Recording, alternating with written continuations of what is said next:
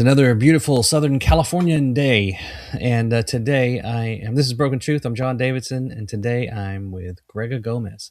She is a mother of a cystic fibrosis child, and wow, does she have a story! Just to briefly recap, Gregga went through almost exactly the same situation as Joy Zuraff, and in regards to her daughter Kenlee, and she fought the state, and she won. So, welcome, Gregga. Thanks for having me. Thank you for taking the time to tell us your story. Can you give me a brief kind of summary of what happened with you? So my daughter was born in 2020. We found out at 5 days old that she had cystic fibrosis. Um, and then we set up an appointment for the CF specialist. And almost immediately, it didn't feel safe. The CF doctor, the specialist, he said, "Oh, this age is easy to take care of them." He's like, when they become teenagers, is when it's hard. And I was like, "Oh, why is it? Because they, try to get you to buy them McDonald's." And he was like, "Oh no, McDonald's is good for people with CF." And then I couldn't hear any of the conversation after that. Oh, I think your volume is gone. So they said There we go. McDonald's is good for a kid. That's red flag, Yeah, and I kind of got out of my body right then. I was like, "Oh right? no, we're not in a safe place." No. Yeah. So they said McDonald's was good, and then what happened? And then it was just more things like that would keep coming up, and I would ask certain questions, like specific questions, and they wouldn't be able to answer my questions. Um, my husband is like of his father was Native American, and there's so many different gene mutations for CF. There's some that are not as severe. Um, Hmm. so I was really hoping that maybe because of his ancestry that he would have a less severe mutation, and then my daughter wouldn't be, so sick. Yeah. Um, and I asked them how, because they do a heel prick to the babies when they're newborns, and it's just one drop of blood. And the diagnosis came back with cystic fibrosis, that she had two of the exact same mutations. And I was like, well, how do you know that from one drop of blood? And nobody could explain it to me. Um, and so we did the 23andMe because it tests for the most common CF genes. So we paid like $500 for that. And it came back that me and my husband both had the Delta F508. So my daughter has two of the exact same mutations. And there was like little things like that continuously. Like I would ask them a question, and they wouldn't be able to answer it.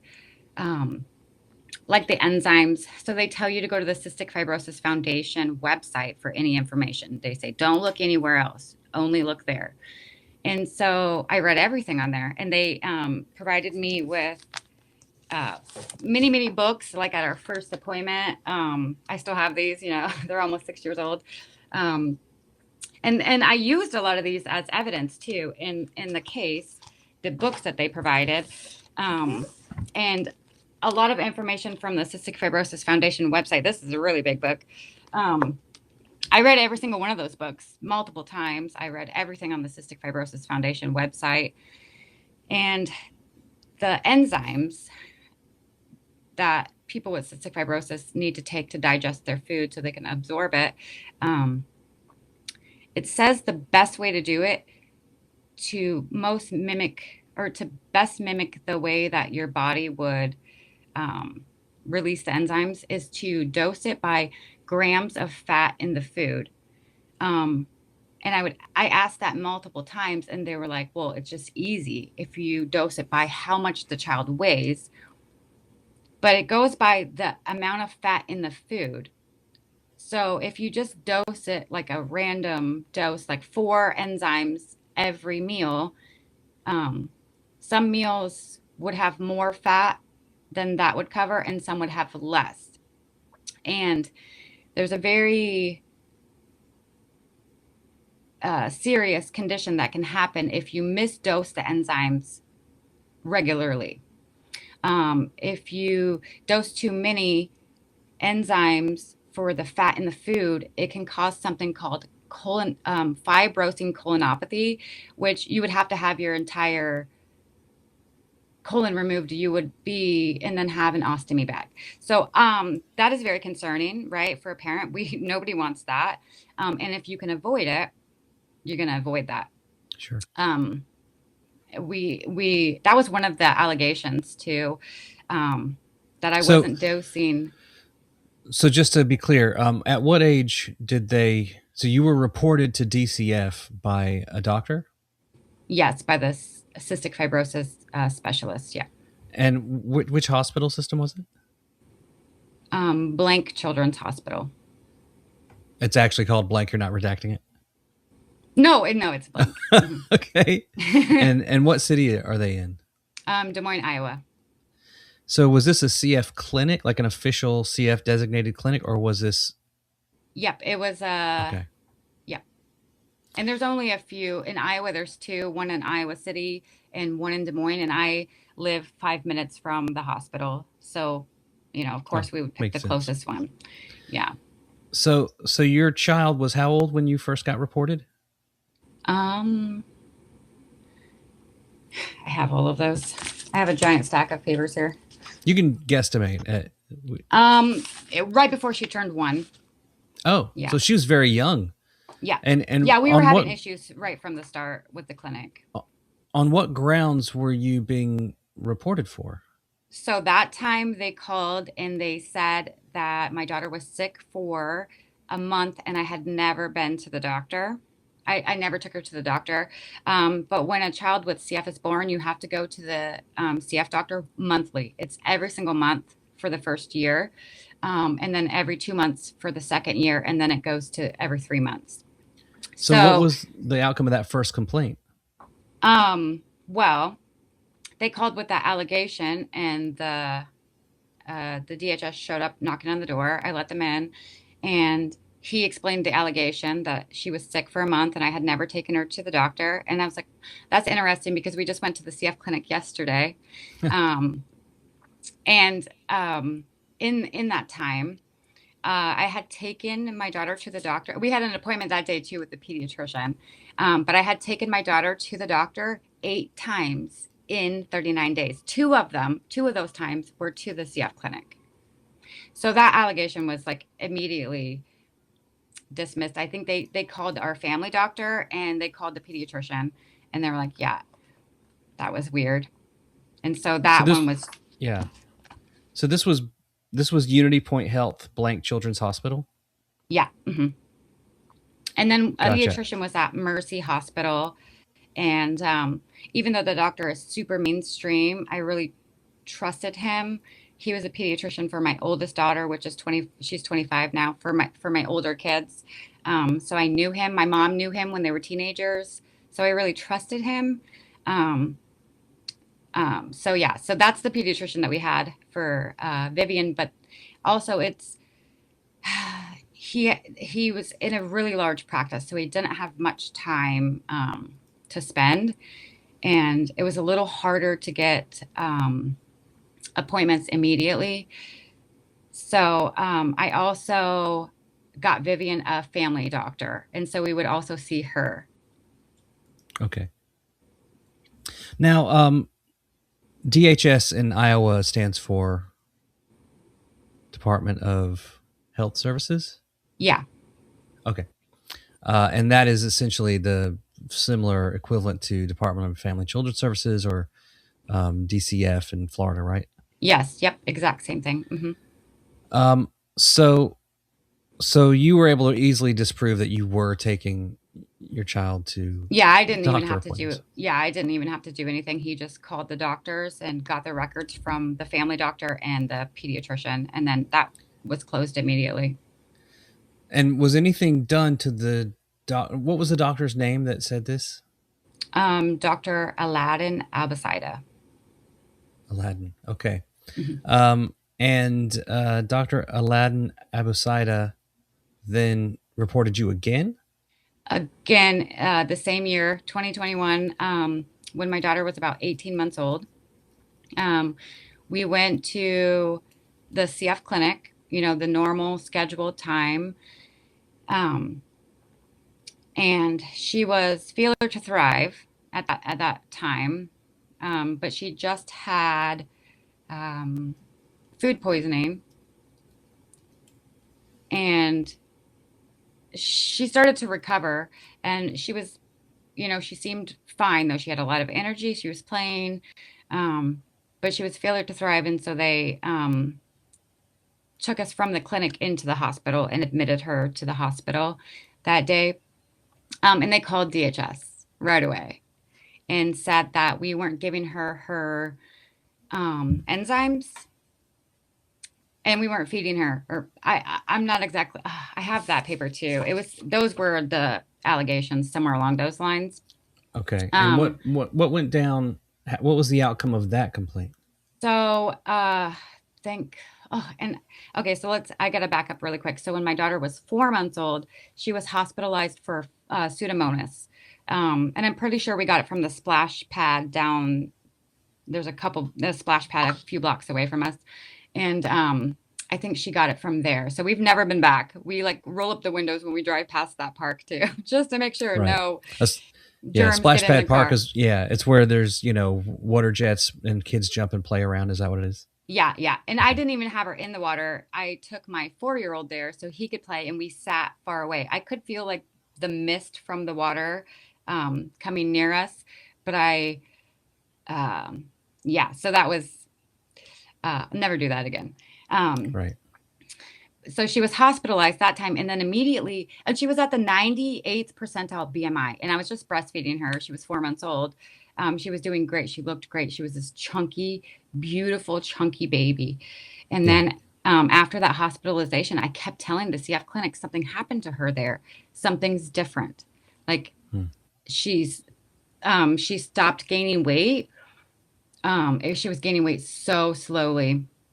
Um, and she also cultured MRSA. So we had a culture, and it said Pseudomonas. And she wasn't sick, but Pseudomonas is very serious. We have to treat it immediately. So they put her in the hospital, even though she wasn't showing any symptoms. And then when we got out, they did a repeat throat culture where they just like swab the baby's throat, and then they grow it in the lab and see what germs are on there. So after we got out of the hospital, she had MRSA, Hmm. hospital acquired MRSA. Uh, and That's that antibiotic was, resistance, right? yeah. And it comes from hospital settings. Hospitals, right? Yeah. And she's 4 months old, so she didn't walk, she didn't move, she didn't sit up, she, barely was rolling over at that time. So she was in the hospital bed or in my arms the entire time, Hmm. other than, doctors touching her or just the hospital itself being contaminated.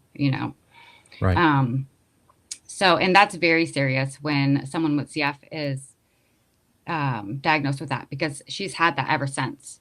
She got it at the Really? hospital and it's never went away. And that causes her many, many illnesses um, throughout the year. Every time she'll get some kind of virus or something, it'll be like post secondary illness, because Hmm. the mucus allows, like when she's sick, it just allows the MRSA to go crazy in her lungs. And Hmm. so she won't necessarily get sick from the illness, or she'll recover, but then the MRSA will grow to like heavy growth, and we have to treat it with antibiotics. Gotcha. Yeah. So, okay. So then the second time this is just the second time that she was hospitalized. She was about 18 months old, and they put her in there for Failure to Thrive. And I knew something was wrong. And that's why I kept asking them about the enzymes over and over repeatedly. I was asking how the enzymes aren't working, like these don't work. Is there something else we can do? And then finally, she was admitted for the Failure to Thrive. Hmm. Um, and there was an awesome nurse in there. Oh, I love her. She helped me get a test for Vivian for C. diff, Oh, and she was positive. okay.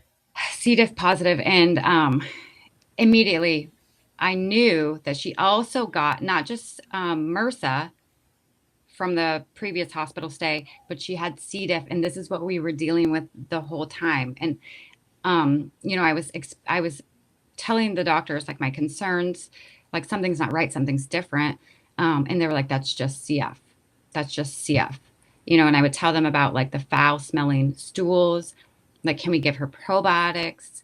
Something is different, something's not right. Yeah. And she went all the way in that year. She went all the way from 98th percentile BMI all the way down to 3rd% failure to thrive. And I was telling them something was wrong. So when that was finally discovered, I gave that information to the DHS, and they were like, yeah, that's the reason that she's failure to thrive. And they closed that investigation. But not without coming to our house first. They have to come to your house. So we were in the hospital.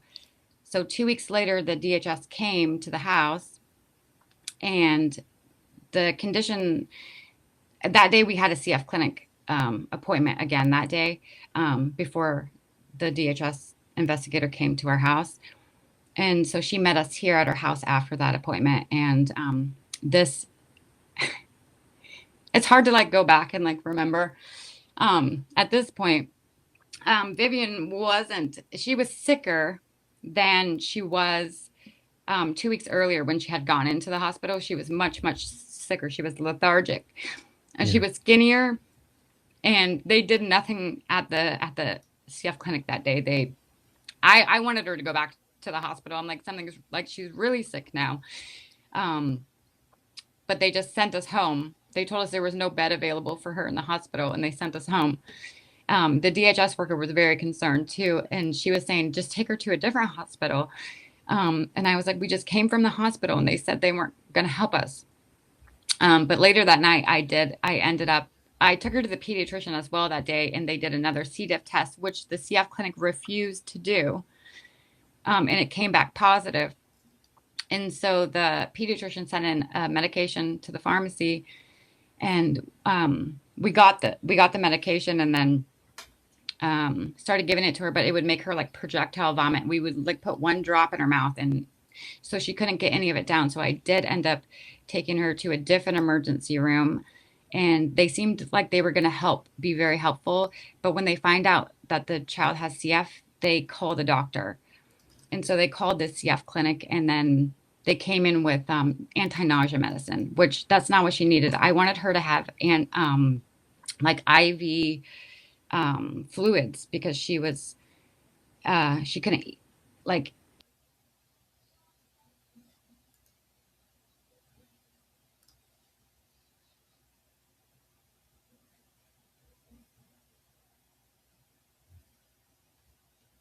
Oh, I think I lost you.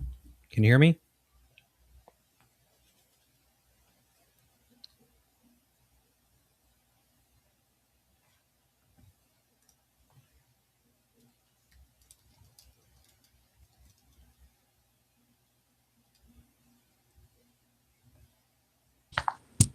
There we go. Sorry. Okay, we're back to recording.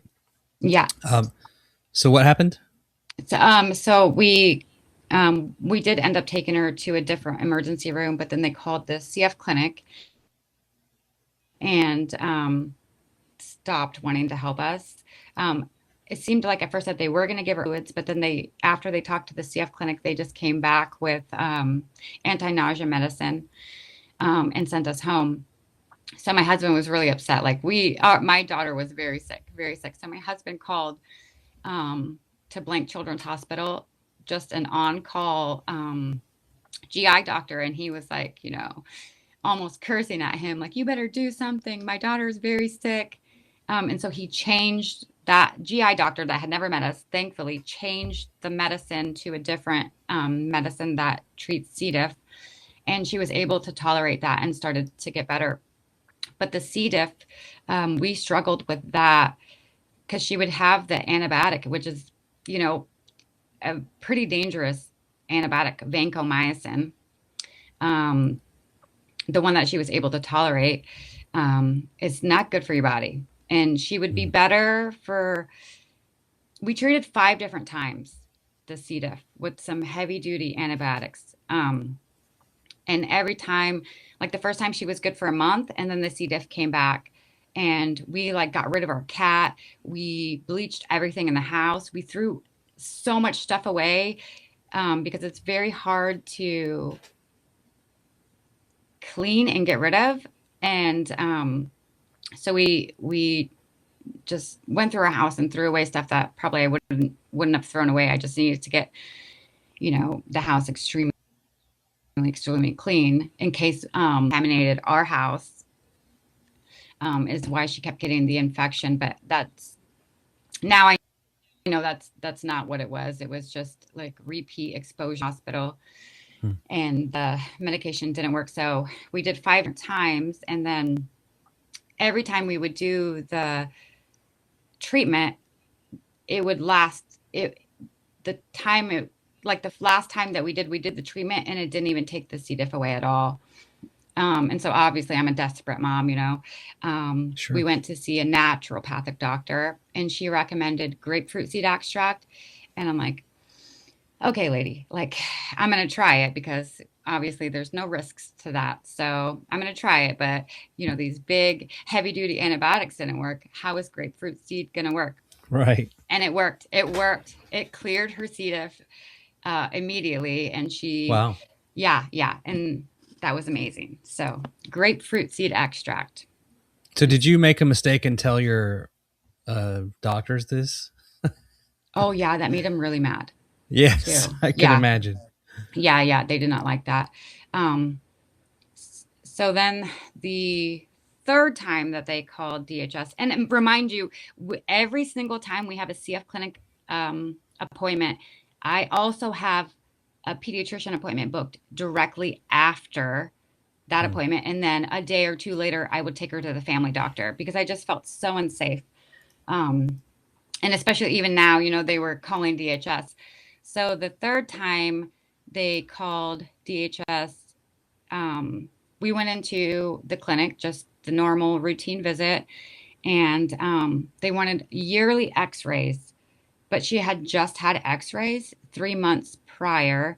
And at this point, my daughter had already had like over 100 different like Wow. equivalent to 100, because she had a couple procedures to place a PIC line, and that's like where they flip on the x-ray and they watch where the line is going, like the Sure. central line. And so they just click it on and they leave it on for like over a minute while they're doing the procedure. So it's like, how many x-ray pictures could you get in a minute? That's Hmm. how much radiation you're getting. So I was like, it's just been 3 months. So let's not do the yearly x-ray. And they called DHS on us for that. Also, there was a few medications that we hadn't picked up from the pharmacy. And this is Um, all Dr. Aladdin Obasida? yes, yep, only him. And remind you, we were going every single time we would go to them. We would go to another pediatrician, and then a couple days later to a family doctor, and none of them ever called DHS on us. They never found any. Yeah, they never found anything to be concerned about. Hmm. So so did anyone at any point question why one particular doctor was constantly calling DHS? Uh, yeah, the DHS workers themselves. Even They did. DHS was like, this Yeah. guy's Hmm. okay. And the last time that they called that time, they didn't even um, do like the full investigation. Possibly, it was like they just called us and they were like, "We're really sorry, we have to do this again, but just give us this information and we'll call your other doctors." So now you've got a doctor who, I mean, did you talk to other CF patients of his? Was he doing this to other people too? Yeah. So yeah, there Hmm. was a few other parents that I finally got in contact with, and they would say the same thing. Like they would threaten, kind of threaten it. They never threatened me though. They just did it. They never threatened me. They would just do it without saying they're gonna do it. So now you've had three complaints, all three thrown out. And how old was your daughter when you got the fourth complaint? That was in 2022. So they called twice in 21 and then twice in 2022. And the second time they called in 2022, or the fourth The fourth complaint, was time. also Abisida. Yes, also him. Yes. And what was that complaint for? So we'll go back to the third time that they called the DHS. And they said it was about the X-ray that we refused, even though, Was she sick when you refused the X-ray? No, she wasn't. But I did ask them that day to retest her for C. diff. We're still going through the C. diff. She didn't have a cough and she wasn't respiratorily sick, but I was pretty sure that she had C. diff again, and they refused to test her. But the same day we went to the pediatrician right after that, and he tested her stool, and she was C. diff positive again. So we started treatment again, and that's the last time where the treatment didn't work at all. Like, it just wouldn't work. And so we finally went to the naturopathic doctor that gave us the grapefruit, and that was amazing. That's what we finally helped her. So after that appointment, so you're at that point, you're supposed to have appointments like every 3 months. And they never sent me the next appointment. And so I started reaching out, asking them, hey, when's our next appointment? I was emailing. You were still willing to go back to Abisida? I mean, yeah, there was nowhere else to go. No other. I mean, Iowa City is 2 hours away. And that clinic had no other pulmonologist that you could choose from? No, he was the only one. Yeah. Yeah, he was the only one in the clinic. And this was a Cystic Fibrosis Foundation approved clinic? Yes. Accredited. Cystic Fibrosis accredited clinic. Yep. So CF Foundation essentially installs these clinics. Funds them. And then, they fund them as well. And they grade them too. How much do they fund them? Do you know? I'm not sure. I'm not sure about that. So the foundation. Okay, yeah. Let's keep going. Yeah. Sorry. So then the fourth time. Okay, so after that, I was trying to get an appointment, find out when our appointment was. It should have been around May. Okay, so I was emailing them about the appointments. And my niece, she's like, why don't you get the app? And then you could just message them or make the appointment directly on the app. And I'm like, okay. So she came over, helped me set up the app, and I immediately started requesting appointments through the app. And they were like ignoring them for a while. And I did 8 different requests for appointments between May through August, I think. And they were denying, or they would set up the appointment like through the app. And then they would cancel it. And so and at this time, the original pediatrician, which he was great, he had everything right up here, so, like when I asked him a question, he either had it, he just had it, like he had all these files in his brain, or he would go and research it, and then he would come back and tell me. Right. So that's something that the CF clinic would not do. They just refused to give me any information. And so I was making all these appointment requests, and they were being denied or canceled. And so I had to find a new pediatrician because that pediatrician retired. So I found a new pediatrician, and she helped me get the throat swab because my daughter was sick. She had an extra cough, and she doesn't normally cough unless she's sick. So it came back with Pseudomonas again, which is common, but for some reason she always gets it in like June, July, or August in the summer months. So she said, I'm going to call the CF clinic and I'll call you back. So she called them, and the Dr. Albicida said that he was going to admit my daughter to bring her into the hospital. And so I brought her in, and she was failure to thrive, because that's what happens every time she gets sick. She'll be acutely failure to thrive. And they said that they were going to admit her to the hospital, but then the ER doctor came in and said, oh, Dr. Albicida is not going to admit her. Here's some antibiotics, take them at home. And so I was frustrated. In those hospital notes, it says that the mother refused to leave and thought that her daughter needed to be admitted to the hospital. I mean, but they wouldn't budge, so we ended up having to leave. And she seemed to get slightly better, but then right before those treatments were done, we all got COVID. So she seemed to do okay with that, but then it was like the post secondary illness that comes afterwards, and she was coughing very bad. So I took her back to the hospital, and thankfully there is a different pulmonologist at blank, the critical care pulmonologist, and he was on call that day, and he admitted her to the hospital. Like, Good. thank God, because I thought she needed to be in the hospital the month before. So she still had Pseudomonas when they admitted her, but it was light growth. And the month before was like heavy or moderate growth. So the treatment kind of worked, but I think the coronavirus just kind of, didn't allow the treatment to work. So she was admitted, and things were going as good as they can go in the hospital, because there's so many people doing different things that, Right. You have to kind of, tell them, like, educate them a little. They don't really like that. Right. And then Dr. Abasada came in one day. Oh, and I was asking. So while she was in the hospital, she seemed okay for the first few days. And then something was off, and she started losing weight. Like, she had gained some weight already in the hospital with the treatment. And then she started to lose weight, and I could just tell. And she would say her stomach was hurting. And so I asked for 3 days to get a C. diff test. And they were like refusing or like ignoring me. And finally, I demanded, I would tell every single person that came in the room, I want her to have a C. diff test. Like, where's this test at? Finally, they tested her, and she was positive. She was positive. And I was like, I knew it. And then I was no, I wasn't I was upset, but I was still being, cordial to them.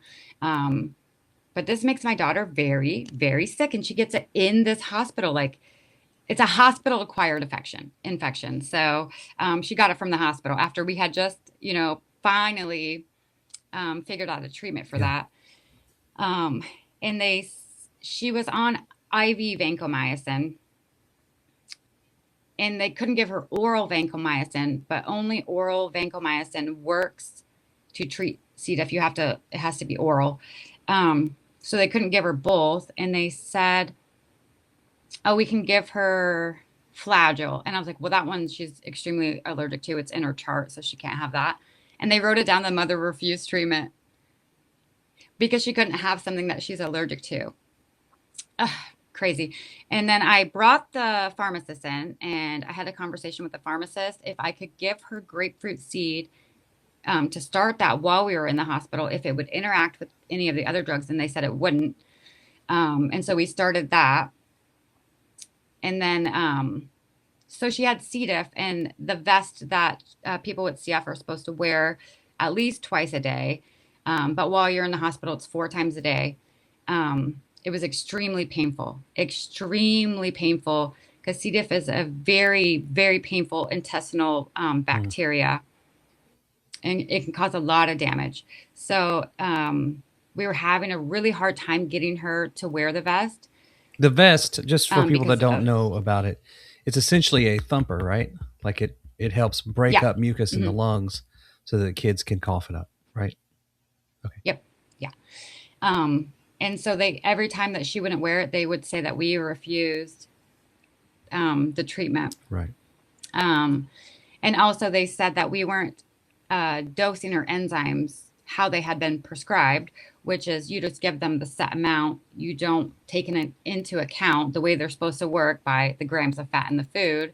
So that was one of the allegations. But we were doing it according to the Cystic Fibrosis Foundation, the best way possible to most mimic the way that your body would naturally do it.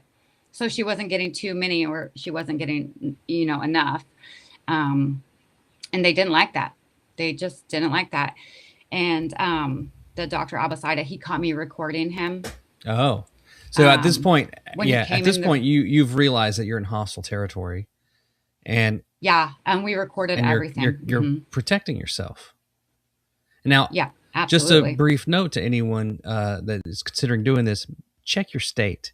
Certain states allow you to have what they call one-party consent, which means if you're the recorder, you can record anyone that you interact with. Some states have two-party consent, like the state of Florida. Two-party consent requires basically everyone being recorded to acknowledge that they're being recorded and allow it. This is really a great way for corrupt people to get away with things. Yeah, absolutely. So be careful not Yes. to. It's a felony in many states to record. So check Yeah. your one-party consent status. Okay, go ahead. Yeah. He caught you Yeah. recording. So the doctor, he caught me recording, and he went immediately and called DHS. Immediately, right after that, he stormed out of the room and went straight and called DHS. And he told them that we weren't dosing enzymes properly. We had never picked up one of her medications from the pharmacy ever, which they give you 2 months supply every single month. So her albuterol, every time we pick it up from the pharmacy, they give us 2 months supply. And the Pulmozyme, 2 months supply. Everything we get is 2 months supply. So we don't have to, and the Pulmozyme, by the way, you have to keep it in the refrigerator. So after a few months of picking it up, your refrigerator starts to get filled up because you have all these extra boxes. Sure. My daughter is also on Medicaid. So Medicaid is paying $5,000 per box. So $10,000 a month for this one inhaled, but they should only be paying $5,000, but we're using 10,000, we're not even using it. It's just stored in my refrigerator. And then every now and then I'll get so much, it starts to expire. I try to use the ones, but I mean, I'm never going to get there. I'm never going to be able to use it all. It's a waste of taxpayer money is what it is. So yeah, he called DHS, and then DHS showed up at the hospital, and it was a trainee. The investigator was a trainee. And she someone took with our something to prove. Yeah, I think. Yeah, definitely. So our daughter was removed from us. Well, we were removed from the hospital. The last day that she was there, she had to spend the night alone in the baby cribs that they have, but it's more like a cage, It like cages. It's like a very heavy duty dog kennel is really what it is. And we were removed from the hospital, and they left her in that cage all night long by herself. So, thankfully, my husband's sister, my sister-in-law, she is a state certified daycare provider. So she's licensed. And immediately when they said that they were going to take her, I said, let her go with my sister-in-law. And they couldn't really refuse that because she's already state registered. She already has a license, saying that she's safe for children. So they did let her go with my sister-in-law, but she had to spend that last night in the hospital by herself. So now you're not allowed to visit your sister-in-law with your child, right? And that's another thing. They actually did. They told us that we can go there whenever my sister-in-law allows us. I asked about spending the night. Like, can we just spend the night there with her? And they said no, we couldn't spend the night, but we could be there from when she wakes up until she goes to bed at night, until about 30 days in. And then they said that we could spend the night there. So my husband practically moved into his sister's house. And then we have like a few dogs, and I had a 5-year-old probably at that point, he was 5, that they left in the home. And so we would spend the nights here. And then I would let the dogs out at night and let them out in the morning. And then when my husband would go to work, I would go over to my sister's house, my sister-in-law's house. So I'm grateful for that, because I don't know what I would do if I was in Joy's situation where there's just strangers taking care. Strangers 6 hours away. Yeah. My sister-in-law lives not even a 5-minute drive from my house, just up the road. Lucky. And I you buy her a steak dinner every time she wants one. there's almost nobody that loves your kids more than their aunts or their grandparents, you know. So I knew she was very safe and very safe. So I mean, that was it was still traumatic and very inconvenient, Mhm. but it was much better than Joy's situation for sure.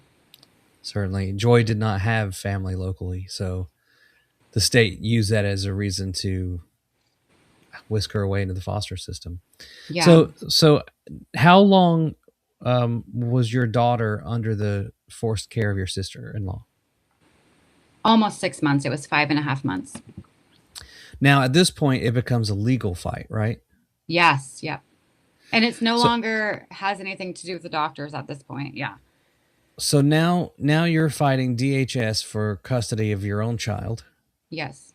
because a doctor re- repeatedly reported you to DHS until finally he got someone with less experience that didn't understand the case to essentially try to terminate your parental rights.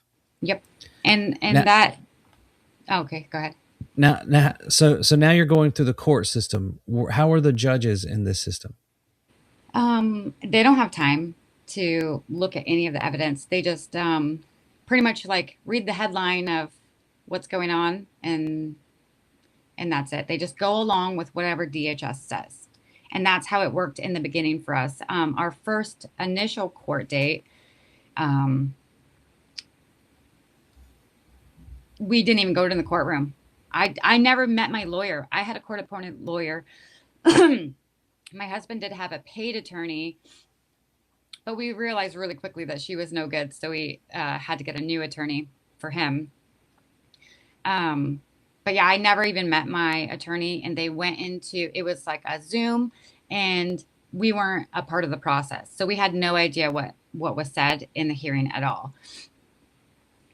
And then they pretty much said, "Oh, we'll come back here in 30 days," and I'm like, "What do you mean? Like we didn't do anything wrong?"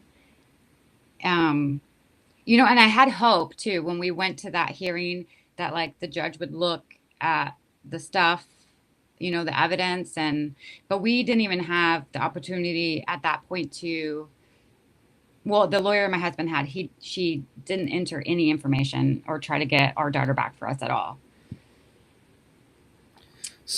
So you've gone through these cases.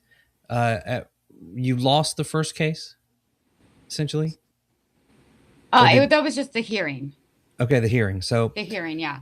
So I still don't know what happened that hearing. They just all agreed to keep my daughter out of our care. and then the next hearing, The what happened? next hearing, um, they Well, there, so the next hearing they my husband did have a new attorney. I still had the court appointed attorney, which I would email him, call him, and he never responded to me, not one time. So the next time, well, the first time I met him in person was at this next hearing. um, they all tried to get us, even my husband's paid attorney tried to get us to agree. My husband's attorney actually said, do you want to be right or do you want to be happy? They said if we agree to all of the allegations, they would give my daughter back to me that day. And I was like, I can't do that. I can't do that. And you know, if I was in Joy's situation where my daughter is with strangers, I probably would have agreed. I probably would have hmm. to get her just to get her back. But my daughter was safe. She was extremely safe, and we were with her all the time. So, um, you know, I wouldn't agree. I needed the information to be. I needed, you know, a trial. I needed the judge to see all of the information because I knew that I was right 100%. You know, So when did you win your first case? so that's still that's the same thing. So we went through trial. There's many hearings before you get to trial, and so we went to trial. I presented all of my evidence. You know that we had the prescription history from the pharmacy, and a letter from the pharmacy saying that the hypertonic saline, which is salt water, was out of stock and nobody could get it. I put a letter from the CF clinic about the vest, how it's the right vest, that Vivian needed, and everything was fine. Everything was going good with the vest. And so I entered all of this information, and we went to trial and we presented our case. And then the judge saw all of the information and saw how much support we had from our community, our friends, our family, because so many people would show up to the court hearings. And she, on February 15 of 2023, she canceled the out-of-home placement order and gave her daughter back to us that day. And then she took some time to go over the ruling. And when that ruling was sent out, it was dismissed. All cases were dismissed with no clear and convincing evidence to ever take my daughter out of our care to begin with. And all of the allegations are like the same as Joy's.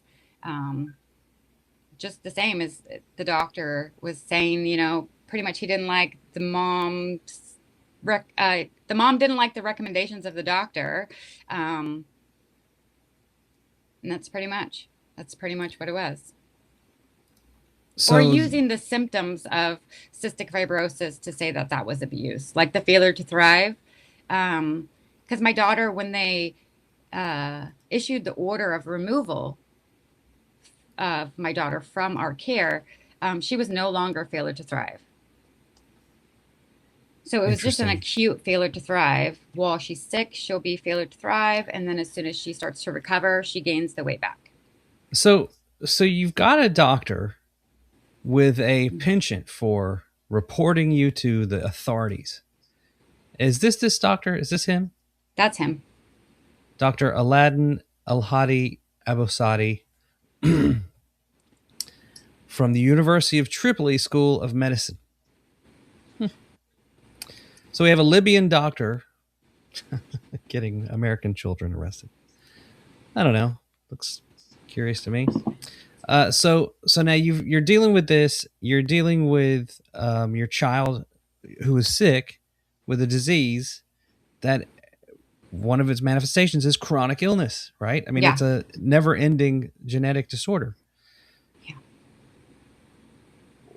How do you survive not only fighting for your child, becoming an expert on something that you didn't know you'd have to be an expert on? Yeah. And instead of collaborating with the doctors, as the CF Foundation encourages doctors and parents to do, every time you do something, he attacks you. Yeah. How do you even trust the system? Yeah, you can't. Every time I would ask a question, it would be met with hostility. And every time I brought up a concern, it was taken as non-compliance. They would immediately just go to non-compliance. Oh, she says the enzymes aren't working. She's not using them. Mm-hmm. Now, okay, so and back to the trials, you were cleared of all charges, but DHS appealed? Yes, they appealed. So they appealed the judge's decision, and it went to the Iowa Court of Appeals, which the ruling was overturned, and we had to return to court. Now, at this time when the ruling was overturned, was your daughter sick? No. So they just overturned it. So now you're back in the original court that had dismissed the case. What did they do then? Well, in between that time, the doctor that had reported us so many times had been fired. Oh. And that was new information, so we couldn't send that to the Court of Appeals and be like, hey, before you make your decision, just want to let you know that this doctor had been fired. We couldn't do that. I did email the guardian ad litem and the prosecutor or the county attorney. I emailed them and said, look, I mean, I have the letter too. They sent out a letter saying that Dr. Abosadi is no longer with the clinic. I forwarded that to all of the lawyers involved. They could all they had to do was withdraw the appeal. but they didn't. They waited until the results came out, and they just kept that information to themselves. Interesting. Yeah. So you won, obviously, when you went Yeah. back Yeah. into Yeah. the original court again. And that information, did it help that your doctor was not even with the Yeah, facility anymore? absolutely. I couldn't wait to tell the judge. I could not wait to tell the judge, like, hey, you were right in your ruling, you were right, and he's fired now. So So I'm going to pull up this case that showed you were cleared because, frankly, it's important. yeah, it is. And in the Court of Appeals opinion, they pretty much say in there that they didn't care about anybody else. What the evidence was, they only cared about what the doctor that was the specialist said. And there was another doctor that I had on my side, the pediatrician, and they said even though she has like outstanding credentials, she's not a specialist in CF. So they just took his word. And who decides who's a CF specialist? The Cystic Fibrosis Foundation. Did they try to help you at all in this case? No. And after I told them, because I had reported him before the fourth DHS call, and maybe even before the second, I reported him to the Cystic Fibrosis Foundation. And then when it became this legal fight, they said, we are not going to be communicating with you anymore because this is now a legal matter. So they wouldn't help me at all after that. Did your doctor try to put your child on Orkambi or Trikafta? No. So that's the thing. Remember when they wouldn't give me appointment after March of 2022? My daughter wasn't 2 years old yet. And so she had never been offered Orkambi. But they said I refused it. And we did have a conversation about it. And, I had a lot of questions. Again, Sure. so they take it as non-compliance. So she had never been offered, so I never refused it. But he did say that I refused Orkambi, but we had never seen him after my daughter had turned 2. They were denying the appointments. Did your doctor get brought up on charges of perjury? Because, I mean, it's clear that he was presenting false information to a court of law. Right. No. I've tried to find a lawyer for so many different things, and you can't find a lawyer to go after the hospital. Like for the MRSA diagnosis, my daughter acquired that in the hospital, and we literally have clear proof. Like she didn't have it in the throat culture 2 weeks later after the hospital stay. She has MRSA. That's clear as day that the hospital is responsible for that. And no lawyer will not even pick up that. The situation with attorneys and going after hospitals is complicated because if they're in the same town, well, the hospitals are major wealth distributors within any community that they're in. For nonprofits, Absolutely. It's impressive. Yep. And it's also interesting that the CF Foundation was of no help to you. They had $4 billion in royalties come in from their investment in Trikafta. Yeah, I think that might have been Orkambi. I think they're still getting royalties for the other ones. Okay. Yeah, I know. They sold their royalties and they got almost upwards of $4 billion for their investment in this thing. They put in $3 million, and their return was enormous. And these funds are not ever used to help defend families of CF children who are attacked by the CF Foundation's approved doctors. Yep. Nope. It's definitely a conflict of interest. The cystic fibrosis is the one handing down the recommendations, but they're also the ones profiting from the people using their recommendations. That's the biggest conflict. Yeah. It shouldn't be allowed. It should not be allowed. Trikafta is $300,000 per year, I think. Yep. And taxpayers are footing the bill if parents are on Medicaid, right? Yeah. And I mean, who can afford that? Or in the cases of children with complex medical needs like that, or diagnoses like cystic fibrosis, their secondary insurance will be Medicaid. It almost doesn't matter the parent's income. You will qualify for Medicaid because of the burden. The only person who can afford that is Bill Gates. Yeah, for yeah, somebody no at that kidding. level. I mean, that's a heinous amount of money to spend on a medication. Yep. So luckily and thankfully you were cleared, but I just want to say this is what the conclusion of law was in the court that restored your rights as a parent. This court has jurisdiction, so they established that they can make the decision. As to the removal, the burden of proof is upon the state by substantial evidence. Now, in Joy's case, the substantial evidence is a lot of hearsay, Yeah. uh, and very little actual evidence. I mean, just part of the reason why I'm helping bring awareness to what she's going through is because they just said stuff, but it was Yeah. Yeah. easy to prove that the child was taking different medications for cystic fibrosis, and they were just ignoring it. Yep. Um, and the doctor in that case is her medical training was in Turkey. Yeah. So I'm not trying to be xenophobic here, but maybe we should start asking some questions. What kind of doctors are we putting in these CF clinics or in these hospitals? Especially in a state like Florida, where people think that they're free and they have choice, but surprise, you don't. Yeah. No, you don't. You do not. Again, and as the adjudication, the burden of proof is on the state by clear and convincing evidence. I mean, this means you have to have factual evidence. And maybe part of this, I've been trying to think, like maybe these DCF workers just don't actually know how to find evidence. Or maybe they don't understand the difference between hearsay and actual evidence. Yeah, and I read that Iowa Code 232, and I memorized it. And then there's also Iowa Administrative Code 441, and that is the laws that the DHS has to follow. And I went through those, and the DHS did not follow any of the laws. And I brought that up.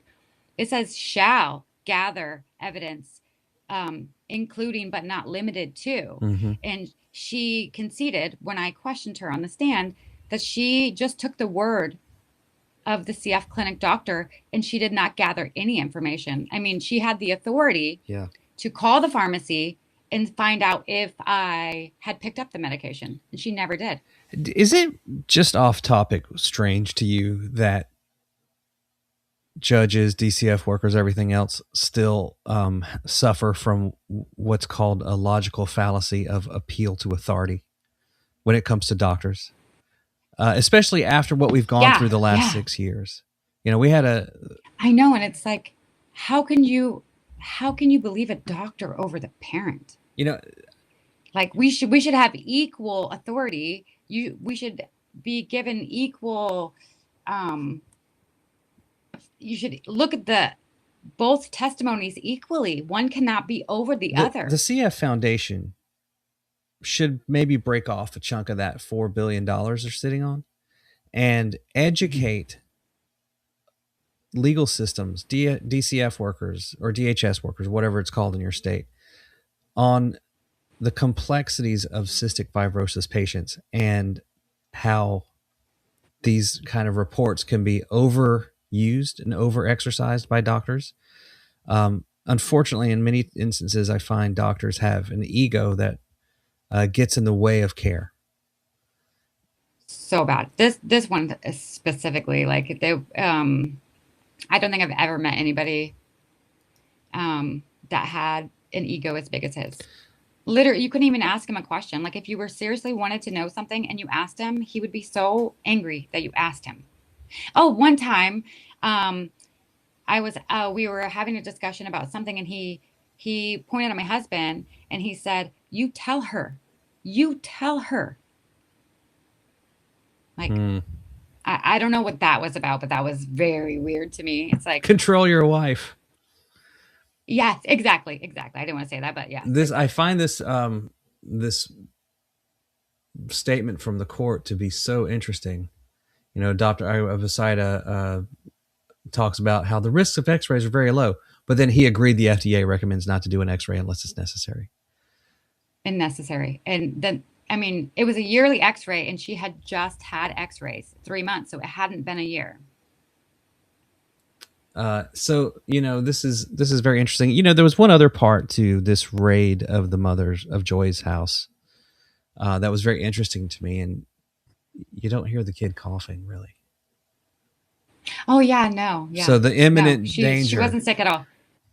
You could was No, she was questionable. not in imminent danger. You could tell by looking at her. She um looked like a healthy child. Nobody would know anything was wrong with her by looking at her. Absolutely not. She was not she had just gone through her hospital Hmm. stay, and that is common. It's called CF tune-up. So a lot of people with CF, they go into the hospital yearly, every other year, just for a tune-up, even if they're not sick. So yeah, I mean, it's very common. Just because the child was in the hospital, it has no there's that doesn't affect the way Joy was caring for her. I mean, my daughter had been hospitalized um, every year. Yeah, once a year. She hasn't been in the hospital for quite some time, but And um, she's not on Trikafta, or she is just she on started anything? Trikafta, and we don't have a choice.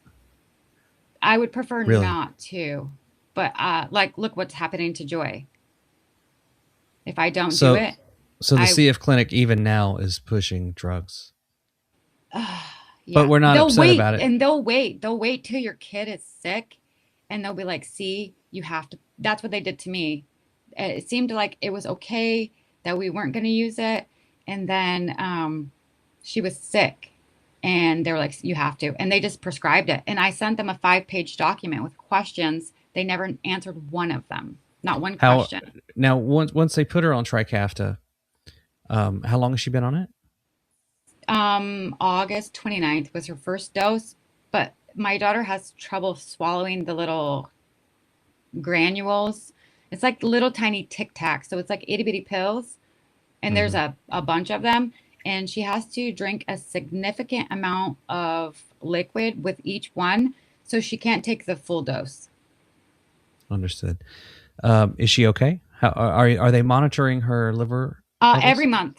Every month we have to go get her blood checked every month to make sure the medicine isn't killing her. Right? It's supposed to extend her life, but we have to go every 30 days to check and make sure the medicine isn't killing her. Right. Now, my understanding is that for the first 7 months, these tests were not done on Zinley or Kenlee. Kenlee, yeah. Hmm. Um, so that's curious that they took the child under the pretense of medical care, and then they don't provide the proper medical care. Yeah, yeah, exactly. So, with my daughter, I um, we have our own salt booth now, but I was taking my daughter before they removed her. I was taking my daughter daily to a halo therapy um, session. It's where they blow medical grade dry salt into a room and you breathe it in for 40 minutes. So I was doing that every day. I mean, it's not too far from my house, but it's, a task. And Sure. they wouldn't allow me to do that um, when they took my daughter. So for 6 months, she wasn't able to do that treatment. I did have our family doctor. She wrote a prescription saying that it was uh, a good therapy and that she needed to do it, and they still wouldn't. The DHS actually said that's not going to happen. At any point, did anyone discuss termination of parental rights with your child? At every hearing at the end, the judge will warn you that um, these proceedings can lead to termination of parental rights. Yeah. Something's very wrong with our medical Yeah. and court And systems. just like in Joy's case, they would move the goalposts. So the original allegations were kind of gone after Hmm. I could prove them wrong, Yeah. with documented evidence. Um, and then they would move the goalpost and they said, well, the mother wasn't picking up the medication every month from the pharmacy. So they were still trying to use the allegation that we had never picked it up to, oh, she didn't pick it up all the time. But they give you 2 months supply every month. And I'm sorry, I'm not a wasteful person. I do not want to waste taxpayer money Hmm. for, no reason. That's not me. I don't want my neighbor's money. Sure. Um, so they moved the goalposts so many times as well. The allegations, like, just, it was wild. Has what's been the feedback? Was there any publicity on this case? No, just in the like local conservative community, really.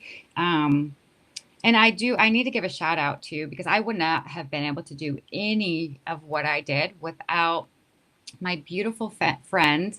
That, I mean, I guess if there's anything good that could have came out of this situation, it was me knowing her. Sonia Swan, she is, she kept me going. She kept me going. She got me in contact with the right people. Um, she knew a few legislators, and so she took me down to the Capitol, which I can see from my backyard. So it was very easily accessible for me. But for Joy, I think it's hours and hours away for her to Yeah. go to the Florida Capitol. Um, Yep. and we would talk to the legislators, and we found some really, really good ones that immediately they heard the allegations and they set up a meeting with DHS, you know, the head of DHS. They got a Zoom call. And Oh even though I wow. had signed a release of information for them to speak about the case, they would tell him, oh, we can't tell you that information. Yeah. Right. So even though he had a release Well, signed by Gregga, me. I think what you went through was horrible, but it's extraordinary that you fought it and won. So Yeah. congratulations. And how's your daughter today? She's good. Oh, she's good. She was sick 2 weeks ago, and she was failure to thrive. Just so you know, like, But she's on Trikafta. exactly. Oh, okay. So yeah, that actually really, really, really frustrated me that she went failure to thrive, because I'm like, she's on this drug. This is not supposed to happen, right? It's supposed to be so good. It's Right. supposed to be like you don't have CF, but she still got sick, and she still was failure to thrive. She lost 2 pounds in 4 days, and there she was, failure to thrive. But since she's gained her weight back, so the acute failure to thrive is over. And that's what it is in these cases. It's not, it literally can take, probably less, depending on the severity of the illness.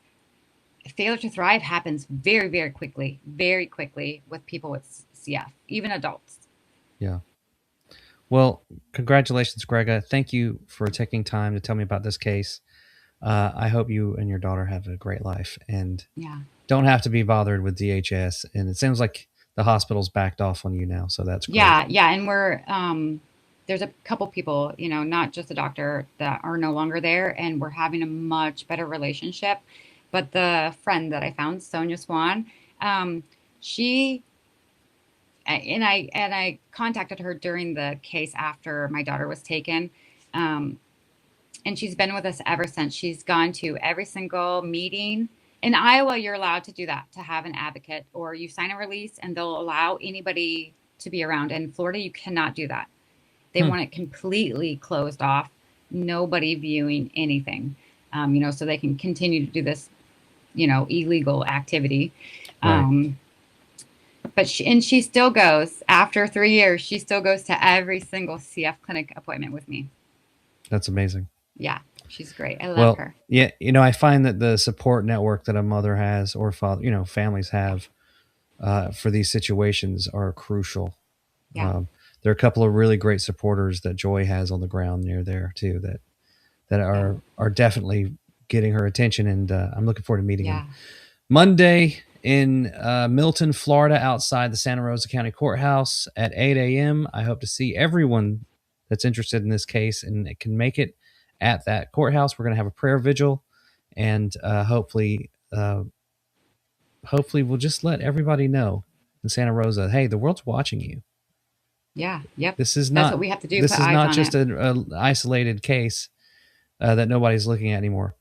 Everybody's got their eyes on it. So thank you so much, Greg. Have a wonderful day. I appreciate it. Thank You you. too.